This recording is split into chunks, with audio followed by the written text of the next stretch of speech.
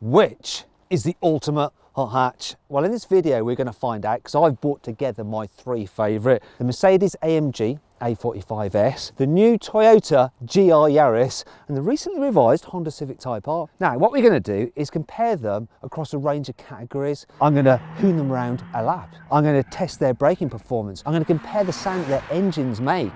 I'm also going to see how close they can get to the claimed manufacturer 0 to 60 time. I'll also drive them in different conditions and do some tests that will matter to car enthusiasts. Then what I'm going to do is mark each car for how well it does in each test. 3 points for a win, 2 points for second place, and just 1 point for the car that comes last. I'm going to tot up all the points, and the car with the most points overall wins. Simple. Let's get on with it. Let's start off by talking about the prices, because a hot hatch should be relatively affordable, and this Toyota GR Yaris starts at just under £30,000, which may seem like quite a lot for a Yaris, but it's a Yaris basically in name only. It's a very, very bespoke car. However, you are going to want to spend an extra £3,500 on the circuit pack, so you get a limited slip diff up front, at the back, and some better forged alloy wheels. You have to have that pack, otherwise you're an idiot. And that takes the total cost to £33,500, which is quite a bit. Now, the Civic Type R is a little bit more expensive, £34,500. But when you consider that it's a bigger car, it does seem like better value than the Yaris. Finally, we come to the A45S, and it starts from just over £51,000, which is a hell of a lot of money for a hot hatch. As a result, it comes last in terms of value for money, so scores 1 point. The Yaris is second with 2 points, but the overall best value car here is the Civic Type R, so it gets 3 points.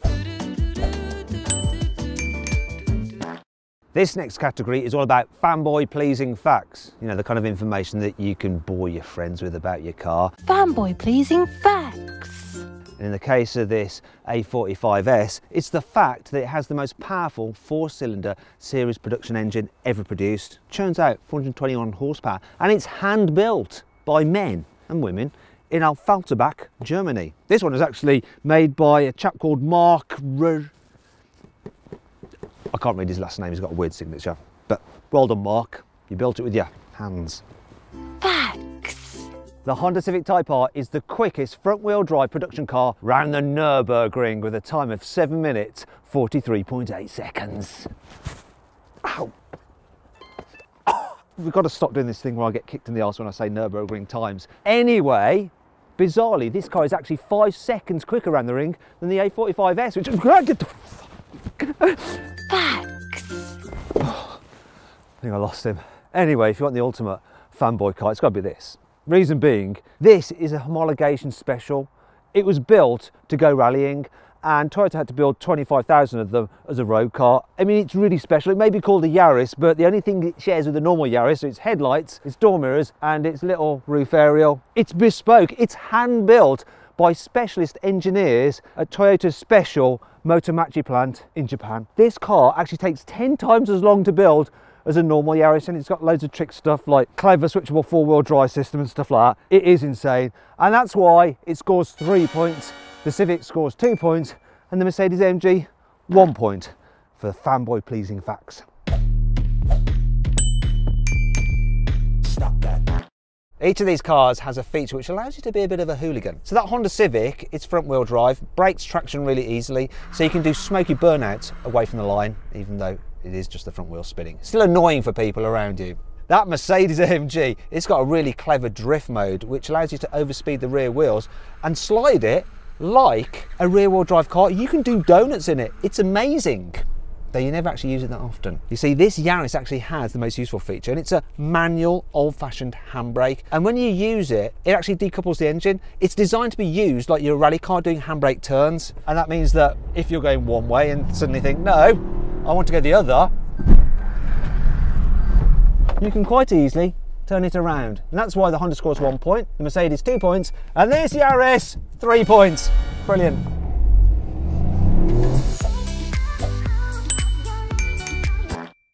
This next category is all about looks. And for me, my favourite is easily this GI Yaris. It's so special, so unique. It's a 3-door for starters, which is instantly more sporty than the other two. And then there's features such as the aggressive face, the wide haunches, the sloping roofline. It's insane. There's really nothing else like it. I love it. Now don't get me wrong, this A45S is a really nice looking thing as well.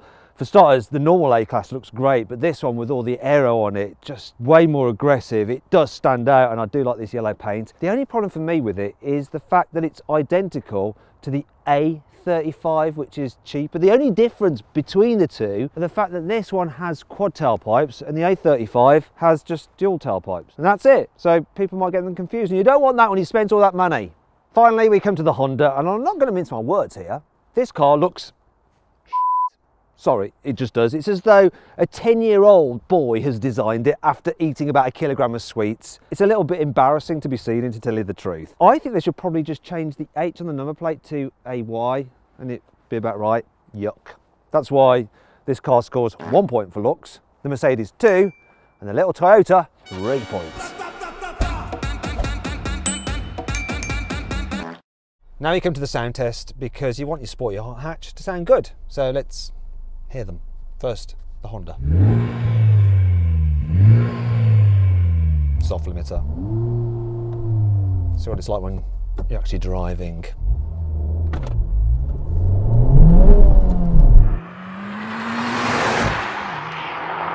On the outside it's so-so, and on the inside so-so. Doesn't sound great, this. Now let's try the GI Yaris. So, revving at a standstill. Oh, another soft limiter. Sounds sort of all right in here, because you've got fake noise played through the speakers, which I don't like the idea of, but it's actually slightly pleasant on my ears. I know that on the outside, it sounds like a diesel. 3-cylinder rattle. Let's see what it's like when you're driving it.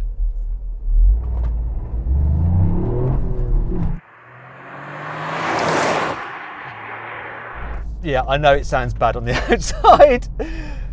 Probably worse than the Civic, but inside it's slightly better. And that matters as the driver, because you get to enjoy the sound more, even though it's fake. And that makes me feel dirty. Ugh. Finally then, the AMG.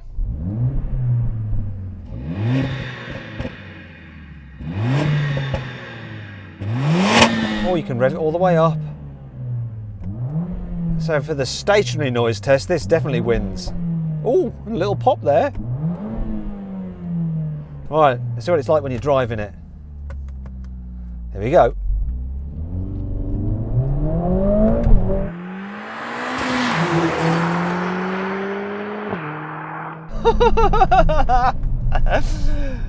Well, I know it sounds better on the outside, and it definitely sounds better on the inside than the other two cars, so it's a clear win for the AMG. It sounds the best, no question. So he gets 3 points. And I think in second place it's the Toyota Just, gets 2 points, and the Honda comes last with 1 point. Now let's talk about interiors, and there's a clear winner here. It is the Mercedes. It's just head and shoulders above the other two. The design is super cool. It's got the best tech, the best infotainment. You've got electrically operated seats. Look, I've even got a lovely glass roof as well. Beautiful, beautiful cabin. Love it. In second place is the Honda. The general design of the cabin is pretty nice. Quality is good. I like the way they've lifted it for this Type R with the red flashes here. Red on the steering wheel and on the seats, and the driving position itself is brilliant. I really love it. And the Alcantara steering wheel, that is just so racy. I like the fact you've got digital dials as well. The only real complaint is the infotainment system, which is poor. Thankfully, you just use Apple CarPlay and Android Auto, so it doesn't matter so much. It's nice. The worst interior is the Yaris. It's all just a bit dark and miserable, and the material quality isn't as good as the other two. There are some nice things. Like, I do like these seats, they're very supportive. However, they do seem mounted quite high, so if you want to wear a helmet, it's a bit of a tight squeeze, and if you're really tall, you're not going to fit in this car at all. Another thing that's a bit annoying is this, look. The pod for the forward-facing camera for the safety systems extends quite far down, so this rear view mirror is quite low, and so you get a little gap between there and the top of the dash, which is a bit annoying. Kind of ruins your forward visibility. So this car gets 1 point for the interior, the Honda 2, and the Mercedes 3 points. This next test is about acceleration and how easy it is to get close to the manufacturer's claimed 0 to 60 time. So this Yaris is supposed to do 0 to 60 in 5.5 seconds, but I'm going to see what I do in reality, and to do that I'm going to use my specialist timing gear up here. Now this car has a 1.6 litre turbocharged petrol engine with just 3 cylinders, so it puts out 261 horsepower and 360 newton meters of torque. Four-wheel drive should help me off the line, but I'm going to put the car's four-wheel drive system into sport mode. So now 70% of the power goes to the rear wheels, which should help when launching. But let's find out, shall we? Come on. Decent launch. Not so decent gear change. What did we get? 0 to 60 in 5.86 seconds. Let's try again, see if I can do better. Best out of 3. Not so good off the line. Oh, dirty gear change. What did we get? Yeah, it wasn't as good. 6.14. Let's go. I've now got the car in truck mode and the stability off, see if that helps. Decent start. Oh, that's better. Yes, we got a time. 0 to 60 in 5.43 seconds. 0.1 of a second quicker than Toyota claims. Now let's try the Civic. So it has a 2 litre turbocharged 4-cylinder petrol engine with 320 horsepower and 400 newton meters of torque. 6-speed manual again, but being front wheel drive, this may be harder to launch and achieve the claimed 0 to 60 in 5.8 seconds. Let's see what I do. That's spinning. That's crap. That was utter gash. 6.8 seconds. Whole second slower than it's supposed to do. But it was just spinning its wheels. Let's try again. That was even worse.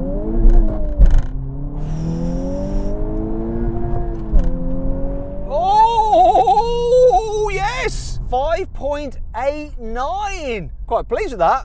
For this last launch, I'm going to try just sidestepping the clutch, see what happens. I didn't like that. Oh, yes! Yes! That was wicked. 5.62 seconds.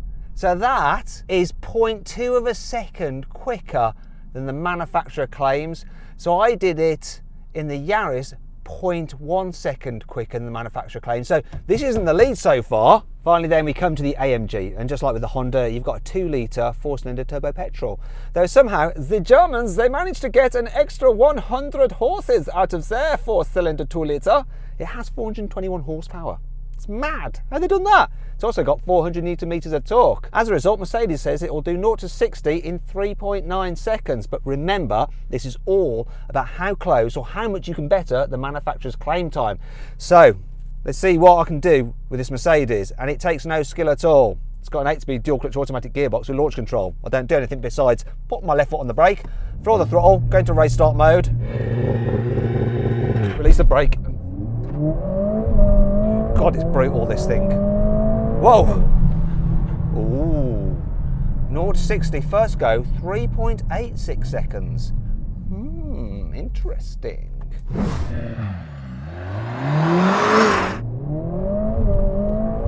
That was a bit smoother. And what we got?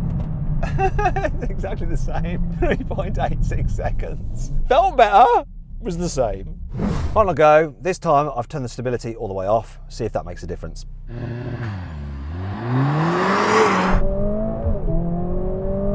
Did it? Oh, a little bit of a difference. 0 to 60 in 3.79 seconds. So what does that mean? Well, when I do the maths, it means that this car did 0.11 seconds quicker than the manufacturer claims. The Toyota did 0.09 seconds quicker than its manufacturer claims, but the Honda won overall by doing 0.18 seconds quicker than the manufacturer's claim 0 to 60 time. As a result, the Honda gets 3 points, this gets 2 points, and the Toyota just gets 1 point. This next category is all about features on the car that boy racers like, and one of them is badging. So that Honda Civic Type R has this many Type R badges on it. The GR Yaris has this many GR badges on it.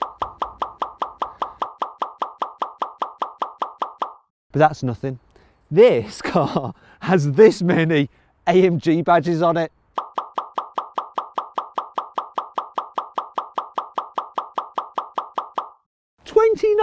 AMG badges, that's just nuts. But while badges are important, they're not as important as a cool exhaust system, and the Civic does have the best one. It's got 3 exhaust pipes, which is quite unusual, and they're completely real and all serve a purpose.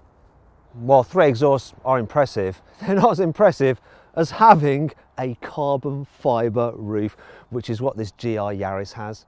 Now, interestingly, this is actually a wrap. It is actually carbon fibre underneath, but to save money, they decided to wrap it rather than lacquer it, because that would have been more expensive. This is what it looks like underneath. Anyway, having a carbon fibre roof means that this car wins for having something that boy racers love. And that's why it gets 3 points, the Honda gets 2 points, and the Mercedes, that gets 1 point. OMW, on my way to you. Now I want to see how good these cars are at stopping. So I'm going to do a full emergency stop from 70 miles an hour and see how far it takes them to come to a complete halt. I'm going to start off with the Civic. It's got 350mm disc up front, gripped by 4-pot calipers, 305 disc at the back, single pot caliper, and it weighs 1,405 kilos. Let's get up to 70. There's a 70.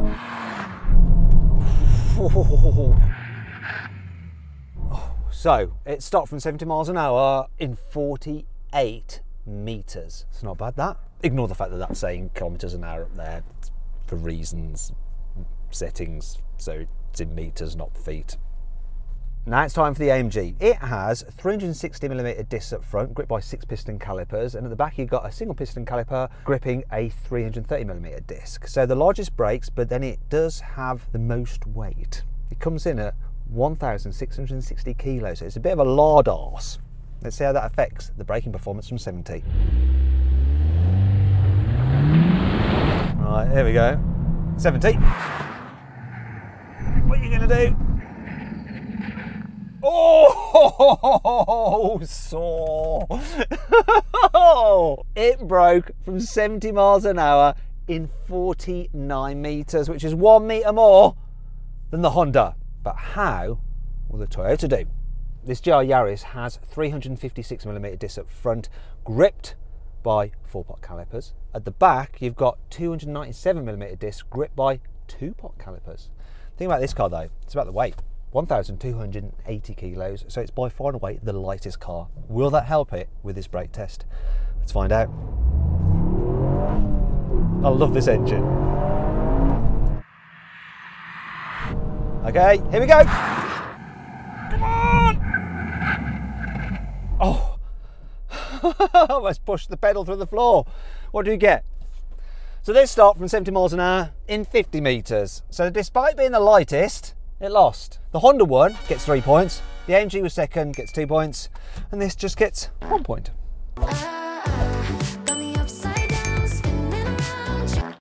One of the main appeals of hot hatchbacks is the fact that they are hot, but also hatchbacks, which means practicality. Well, it should do, however, it doesn't here in the case of the GR Yaris so much. You see, it's a 3-door only, which means it's a pain for people to get into the back seats, especially as this driver's seat doesn't slide forward.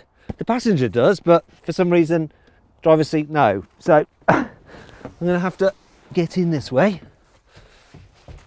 And then when you are in the back, that sloping roof line, which makes the car look so cool, means that rear headroom is awful. Then there's the boot, really, really small. You can only fit 3 airplane-sized carry-on luggage cases in the boot underneath the load cover. Not so practical after all. Thankfully, this AMG has rear doors, which means it's easy to get into the back. And it's quite roomy back here. It's not massive, but it's fine. Look, decent headroom, decent legroom, all good. The boots are decent size as well. You can fit 5 airplane style carry-on luggage cases underneath the load cover. The most practical car though is this Honda Civic Type R. It's really roomy here in the back, noticeably more so even than the Mercedes. It's a great car for families, especially as you can fit 7 suitcases in the boot. Really impressive. I'm not so sure about this though. Fake carbon fibre on the seat backs.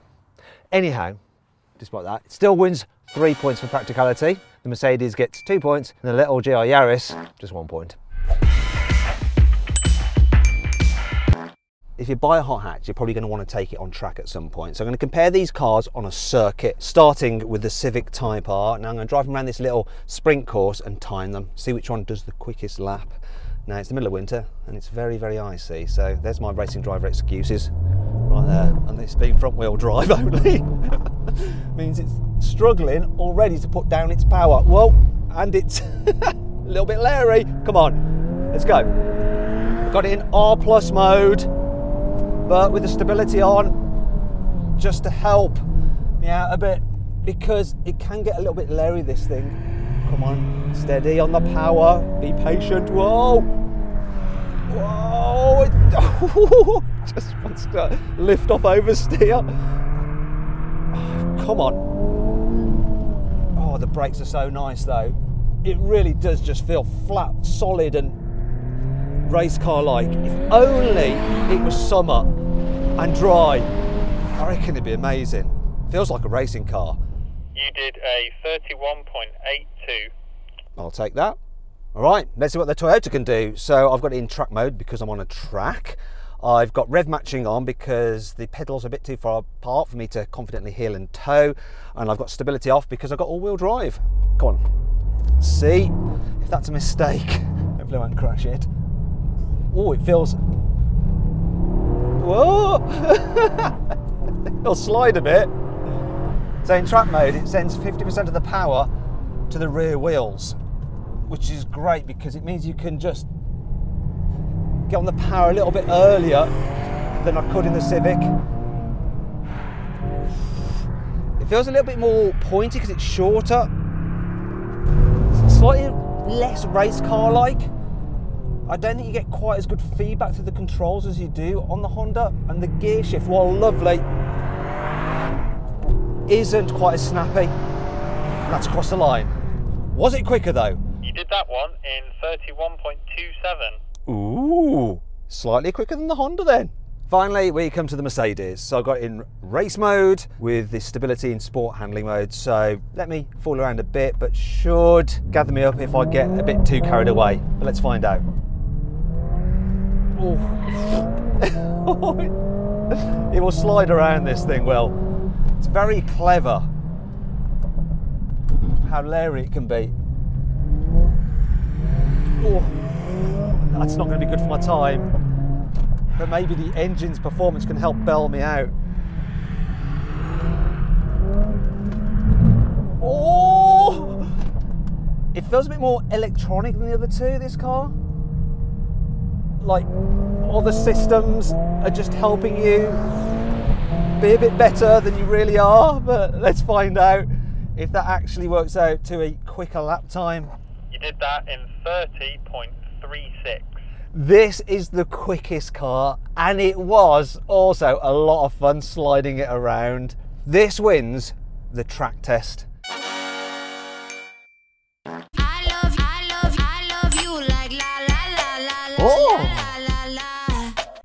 While timing these cars around a circuit is all well and good, what really matters for a hot hatch is how much fun it is to drive on a twisty road. And this A45S is an absolute monster.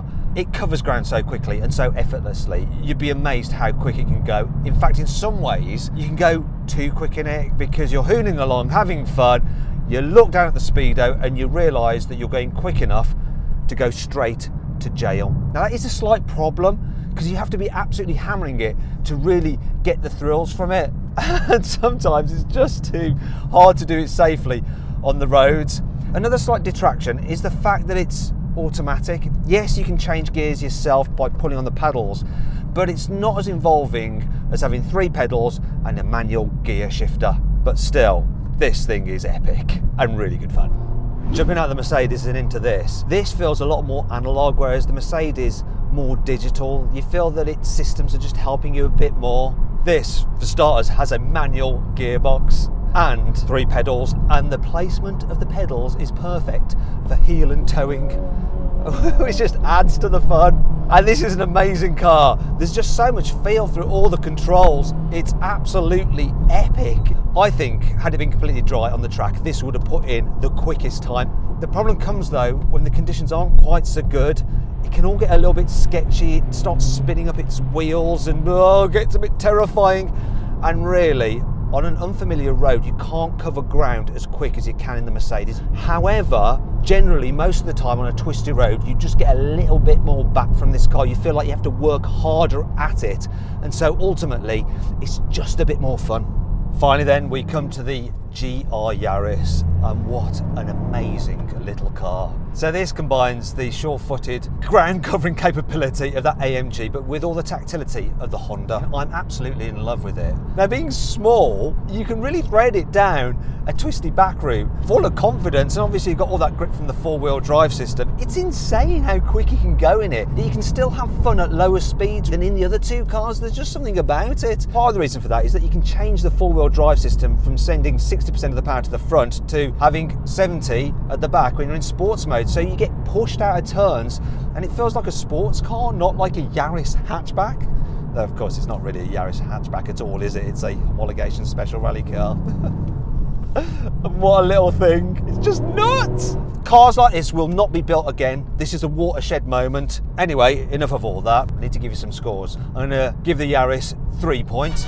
It's just so epic. 2 points go to the Civic because it is a load of fun. It's just marred slightly that if the conditions aren't bang on, it can be a bit of a pain to drive.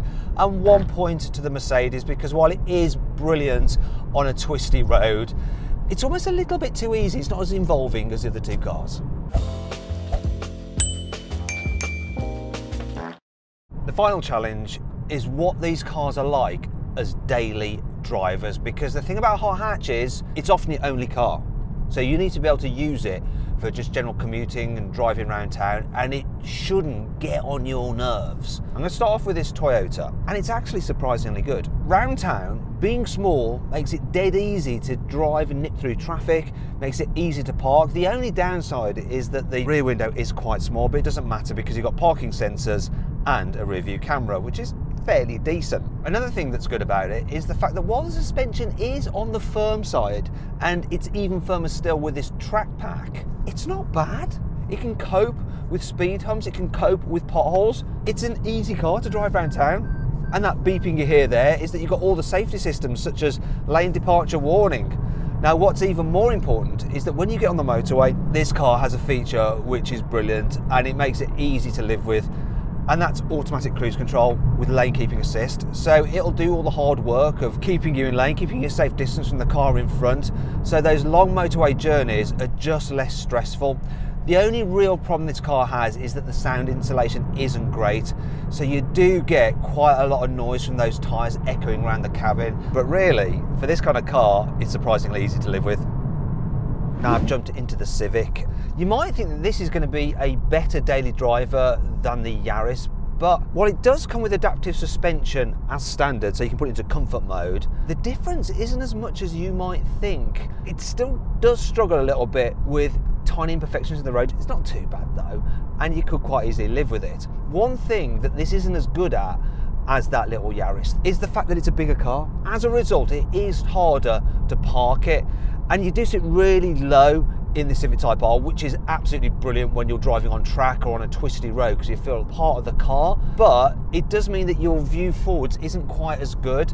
So that lofty driving position, which in some ways for sports car fans can be annoying in the Yaris, is actually a benefit on your daily commute. There is one particular thing about the Civic Type R that does really do my head in when I'm driving it round town, and that's the turning circle. It's 12.5 meters, which is terrible.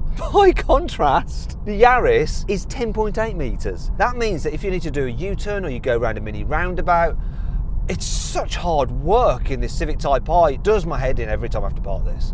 When you're going faster, you can calm down a bit. Just like the Yaris, this car has automated cruise control, so it uses a radar, keep a safe distance from the car in front, or steer to keep you in lane, and it's standard. When you're traveling along at speed, this car is probably just slightly quieter than the Yaris, but actually noisier than I imagined, and the engine can be a little bit drony at times. You don't get quite as much tyre noise as the Yaris, but maybe more wind noise. I'd say this has the edge slightly until it comes to the final points. Being two-wheel drive, front-wheel drive especially, when you combine that with the punchy engine, you can find that you lose traction all too easily. When you're driving for half of the year in the UK, the roads are always a bit greasy, and this car can sometimes feel a bit sketchy if you're accelerating out of a turn or if you're accelerating to join the motorway, flashing up the traction control, and that means it is a car that just requires a bit more concentration when you're driving it every day, and it can just get on your nerves a little bit. If you're in a dry country, absolutely fine, doesn't matter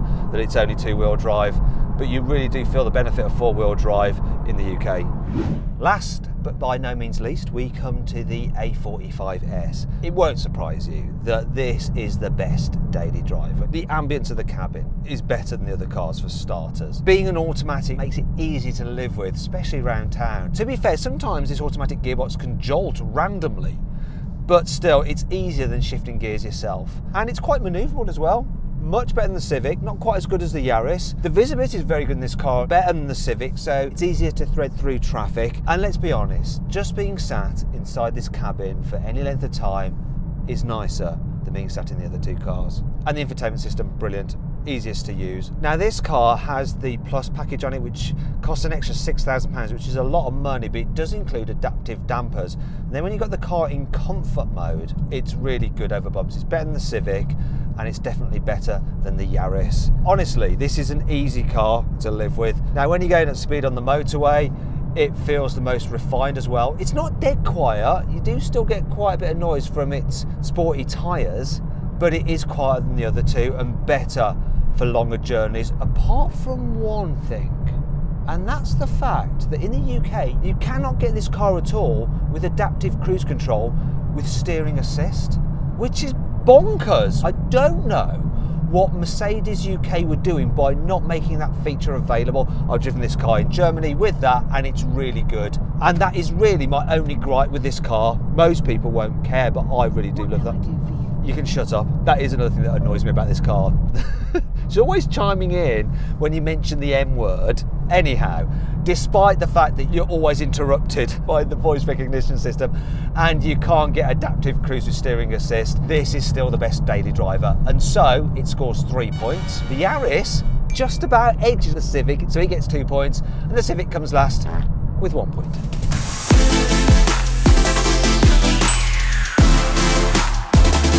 So then, what are the final scores? Well, in third place with 25 points is the Honda Civic Type R. In second place with 26 points is the Mercedes-AMG A45S. But the overall winner with 27 points is the new Toyota GR Yaris. It is the ultimate hot hatch, and I've just proved it mathematically.